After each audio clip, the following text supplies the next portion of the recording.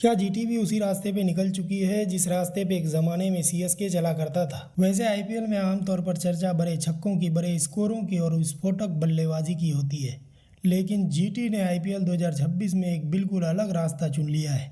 यहाँ बल्लेबाजी नहीं बल्कि तेज़ गेंदबाज मैच की दिशा तय कर रहे हैं, और इस स्पीड ट्रेप के सबसे बड़े चेहरे हैं मोहम्मद सिराज और कगिसो रबाडा। जीटी ने आईपीएल 2026 में अपनी घातक तेज गेंदबाजी से अलग पहचान बना लिया है। मोहम्मद सिराज की स्विंग और 140 प्लस की रफ्तार, कगिसो रबाडा की 150 प्लस की आग उगलती गेंदें और अहमदाबाद की सीम फ्रेंडली पिचों ने जीटी को बेहद खतरनाक टीम बना दिया है। एसआरएच जैसी विस्फोटक बल्लेबाजी लाइनअप को 86 रनों पर समेटने के बाद जीटी का स्पीड ट्रैप पूरे आईपीएल में चर्चा का विषय बन चुका है। एक 145 की रफ्तार से गेंद स्विंग करा रहा है तो दूसरा 150 की रफ्तार से आग उगल रहा है। नतीजा ये है कि विरोधी टीमें पावर प्ले खत्म होने से पहले ही मैच से बाहर होती जा रही है। लगातार 5 मैचों से सिराज और रबाडा जीटी के लिए पूरी पावर प्ले गेंदबाजी कर रहे हैं। आईपीएल इतिहास में ऐसा पहली बार हुआ है, और उससे भी बड़ी बात, जीटी ने ये पांचों मुकाबले जीते हैं। ये सिर्फ संयोग नहीं बल्कि एक सोची समझी प्रयोग का नतीजा है। जीटी की सफलता का सबसे बड़ा कारण उनकी गेंदबाजी की आक्रामकता है। सिराज और रबाडा सिर्फ तेज गेंदबाजी नहीं कर रहे हैं बल्कि लगातार गुड लेंथ पर हमला बोल रहे हैं। बल्लेबाजों को ना तो आगे निकल कर खेलने का मौका मिल रहा है और ना ही बैकफुट पर जाकर खुलकर शॉट लगाने का। सिराज इस सीजन कई बार 140 से ऊपर की रफ्तार छू चुके हैं। उनकी गेंद स्विंग भी कर रही है और सीम भी।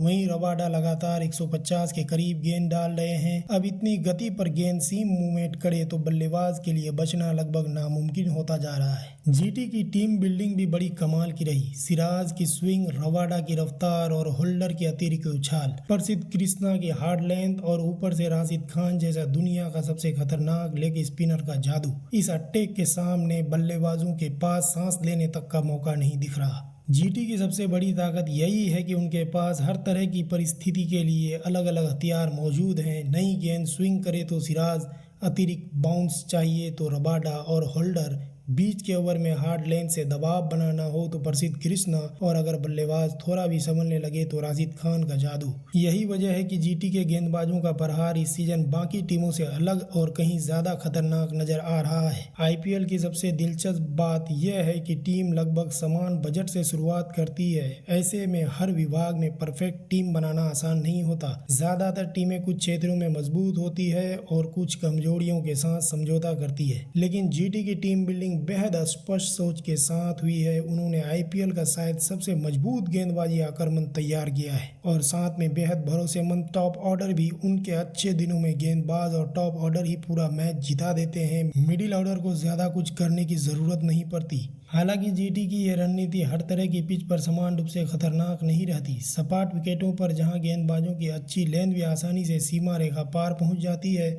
वहां जीटी की बल्लेबाजी की सीमाएं सामने आ सकती है। ऐसे विकेटों पर लंबी बल्लेबाजी लाइनअप और बड़े छक्के लगाने की क्षमता ज़्यादा मायने रखती है, लेकिन जैसे ही पिच में सीम मूवमेंट और उछाल आ जाती है, जीटी अचानक सबसे खतरनाक टीम बन जाती है। अहमदाबाद में इस सीजन यही देखने को मिल रहा है। ये कहानी कुछ वैसी ही लगती है जैसे कभी चेन्नई सुपर किंग ने चेपॉक में लिखी थी। तब सीएसके स्पिन फ्रेंडली पिचों पर अपनी स्पिन ताकत के दम पर मैच जीतती थी। अब जीटी अहमदाबाद में तेज गेंदबाजी के दम पर वही मॉडल दोहराती नजर आ रही है। वैसे आपको क्या लगता है, जीटी इस खतरनाक बॉलिंग लाइनअप और टॉप ऑर्डर बल्लेबाजों के भरोसे फाइनल तक का सफर तय कर पाएगी? कमेंट में अपनी राय जरूर दीजिएगा, और वीडियो अच्छा लगा हो तो सब्सक्राइब, शेयर एंड लाइक जरूर कीजिएगा।